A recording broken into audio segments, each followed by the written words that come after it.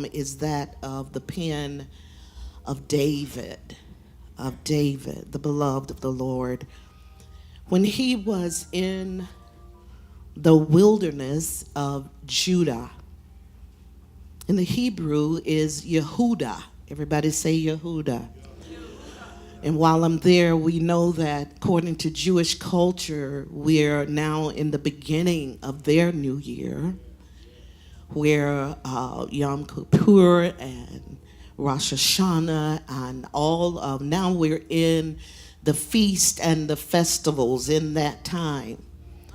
So I believe the Lord brings us together this morning to feast on his word, to drink from his presence, to be with him, and to experience koinonia, that is fellowship among the people of God.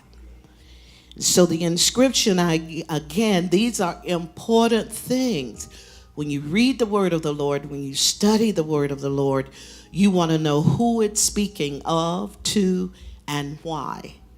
So King David now scribes this psalm when he was in the wilderness of Judah, or Yehuda, which means, now get this now, he's in the wilderness of praise and thanksgiving. How does a king wind up in a Judean wilderness? That means praise and thanksgiving. So it opens in Psalm 63. It says, "O God, thou art my God. Early will I seek thee. My soul," here it is, "thirsteth for thee. My flesh longeth for thee. In a dry and thirsty land where no water is, I need to see thy power and thy glory. So as I have seen thee in the sanctuary." The wilderness is a different place, a different temperature, a different rhythm, a different sound. The wilderness, dry, barren.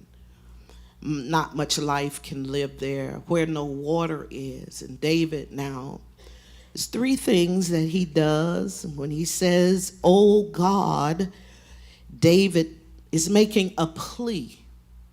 Sometimes when things happen, we just say, "Jesus," or we just say, "Oh my God." We are making a plea in simplicity that says, "Lord, I need you for what I'm thinking of, what I'm experiencing, and what I'm involved in." So the very first verse opens with a plea from the king, King David. "Oh God," and then he says, "Thou art my God," which is an acknowledgement. "In all thy ways," Proverbs 3, around 5, 6 verse. "Acknowledge him, and he shall direct thy path." He goes on to say, early now, I got to get up early to seek thee. When the Lord is waking you at 3 or 4 o'clock in the morning, it's not always a convenience of a bathroom run and get some more water. Sometimes the Savior of the world wants you to steal away with him for a few minutes because he has something to say.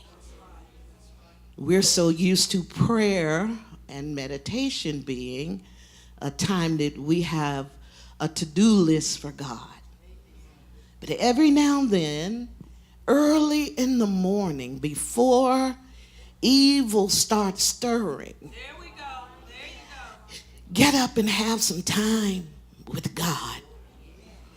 I hear you. Some of you are saying, "Well, my vocabulary with God is not long." Mine isn't either.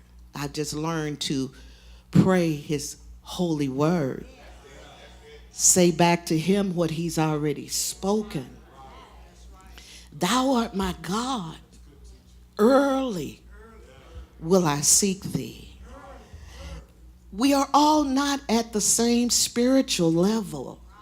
All right? Come on now. And so don't ever discredit yourself and say, well, I don't know all those theist and thouist and words and this and that. You don't need, all you need to know is he's God and his name is Jesus. One word prayer can do it all. So I encourage you to get up. When you sense you over in the morning, say, oh, I got to lay back down. No, take a minute. Still yourself. Where's your altar? I believe Pastor Mills has been talking to us about that. Where is your altar to meet the good, good Father? It could be a chair, a lounge, or some space in your room. It could be your bathroom. It could be your den. It could be your kitchen. It could be in your laundry room while the clothes are washing. It could be over the sink while you're doing the dishes. Where is it that you meet God early? And early not only signifies as in the time of day, but it also in a situation. Don't wait till it gets